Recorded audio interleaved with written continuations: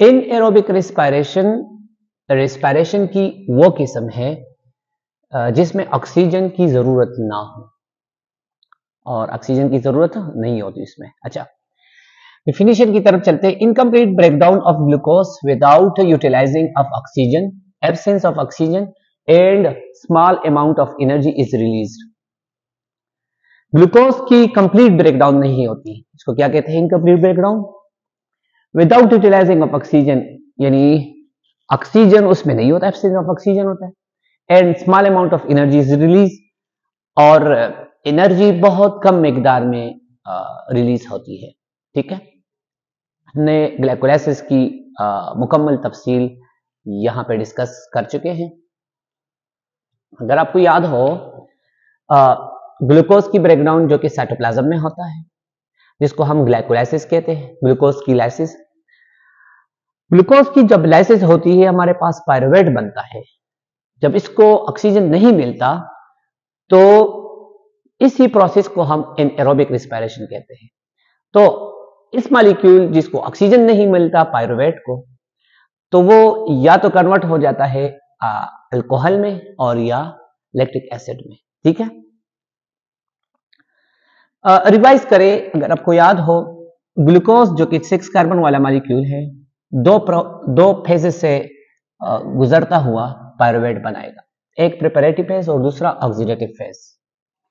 हमारे पास उसमें क्या था? एडीपी से एटीपी बनने का अमल, यानी उसमें एडीपी से एटीपी बनता था, और एनएडी से क्या? एनएडीएच। टोटल 4 एडीपी कन्वर्ट होके 4 एटीपी हमारे पास, जो नेट एटीपी बचते थे वो 2 एटीपी रिएक्शन को स्टार्ट करते तो नेट हमारे पास 2 एटीपी बचते थे, और 2 एनएडी कन्वर्ट हो जाते किस चीज में? तो एनएडीएच में। ठीक है, प्रिपरेटिव फेज और ऑक्सीडेटिव फेज को फिर याद करें। ठीक है, और हमारे पास पायरुविक एसिड या पायरुवेट 3 कार्बन वाला मॉलिक्यूल, 2 पायरुवेट 3 कार्बन वाला, तो 2 3 जा 6 कार्बन वाला ग्लूकोज से क्या बनते? 2 पायरुवेट। अब यहां पे अगर ऑक्सीजन नहीं है, ठीक है, अगर इस कंडीशन में ऑक्सीजन नहीं है तो फिर क्या होगा? फिर स्टार्ट करेगा क्या? लैक्टिक एसिड फर्मेंटेशन, या स्टार्ट करेगा क्या? Alcoholic fermentation. ठीक है, आते हैं lactic acid fermentation. Lactic acid fermentation in aerobic respiration की वो किस्म है जिसमें पायरुवेट कन्वर्ट हो जाता है लैक्टिक एसिड में। ठीक है, यानी इन एरोबिक का रिएक्शन का वो अमल, वो प्रोसेस जिसमें पायरुवेट किस चीज में कन्वर्ट होता है? लैक्टिक एसिड में। इस वजह से इसको लैक्टिक एसिड फर्मेंटेशन कहते हैं। कैसे? हमारे पास दो पायरुवेट आए थे, ये 2 पायरुवेट यहां पर जो हमारे पास प्रोडक्ट बने हैं, किस चीज का प्रोडक्ट है? ग्लूकोज का। ग्लूकोज से पायरुवेट के बनने में जो हमारे पास प्रोडक्ट बना था एनएडी, एनएडीएच, ये एनएडीएच यहां पे यूटिलाइज होगा, ये एनएडीएच यहां पे इस्तेमाल होगा। ठीक है, यहां पे हमारे पास 2 पायरुवेट हैं तो 2 एनएडीएच से कन्वर्ट हो जाएगा किस चीज में? 2 एनएडी में। और ये पायरुवेट जो कि 3 कार्बन वाले मॉलिक्यूल है, वही 3 कार्बन वाले मॉलिक्यूल लैक्टिक एसिड में कन्वर्ट हो जाएगा। क्लियर है? तो इसको क्या कहते हैं? इसको लैक्टिक एसिड फर्मेंटेशन कहते हैं।